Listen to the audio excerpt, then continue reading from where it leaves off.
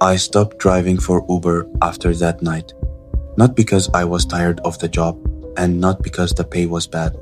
The real reason is much harder to explain.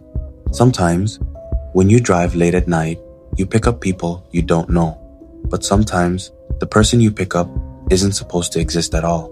This happened about 2 years ago in the outskirts of Phoenix. I had been doing late night rides for almost 3 years. Night driving usually paid better because of airport pickups, bar crowds, and people who were too tired or drunk to drive home. Most nights were quiet. Sometimes passengers were loud or emotional, but nothing ever truly scared me. By that time, I thought I had seen everything that could happen in a rideshare job. That night was slow. It was around 2:41 a.m. when my phone buzzed with a new ride request. Normally, I stop driving around 2 in the morning because after that the city gets strange. But I figured one more ride wouldn't hurt. The passenger's name on the app was Daniel, and the pickup location was only about 6 minutes away.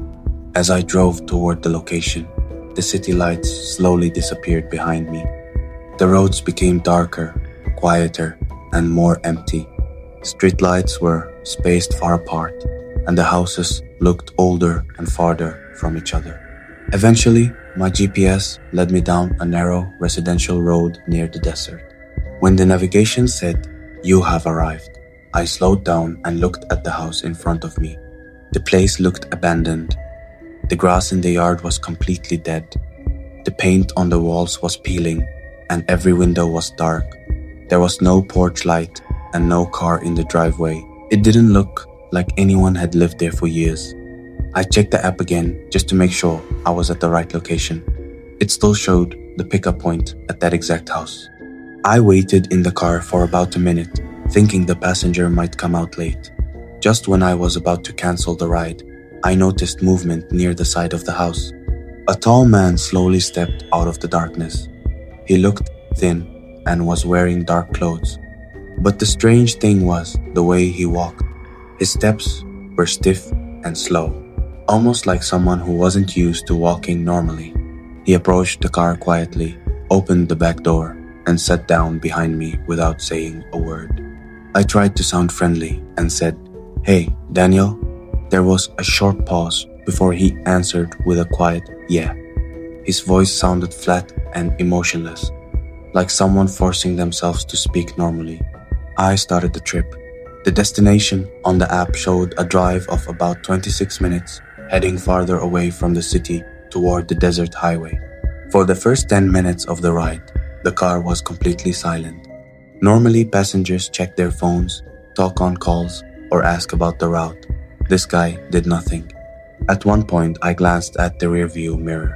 He wasn't looking out the window. He wasn't using his phone. He was staring directly at me.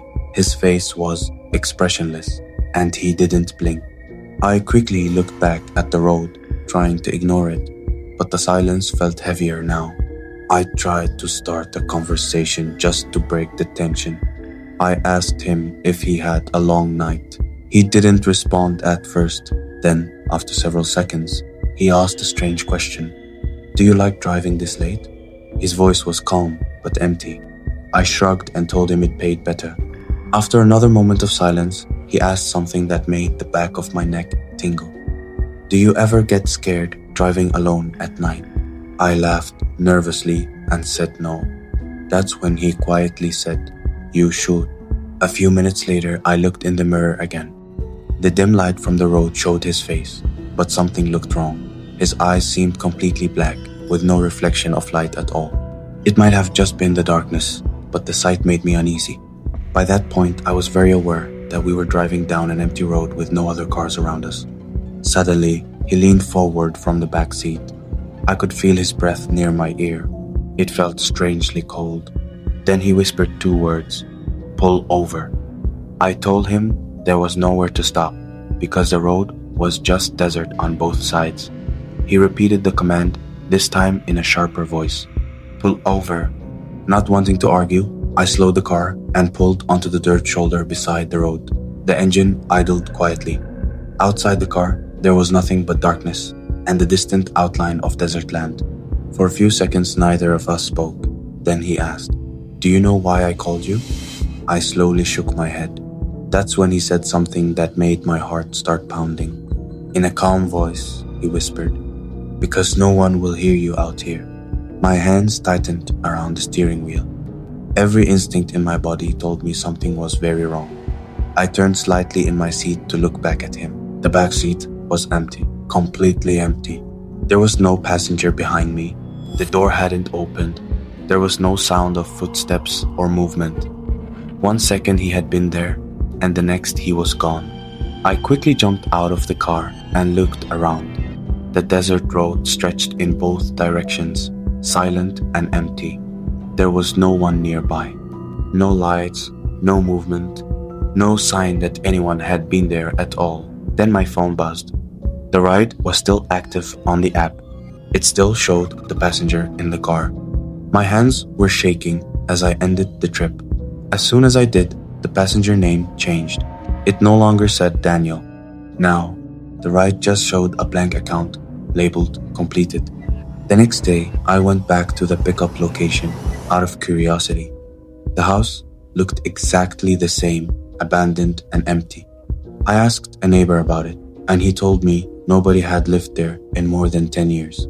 Then he mentioned something disturbing. A man named Daniel Reyes had once lived there, and according to local rumors, he disappeared one night after calling a ride service to leave the house. The driver who arrived that night told police that the passenger never came outside, but somehow the ride was still marked as completed.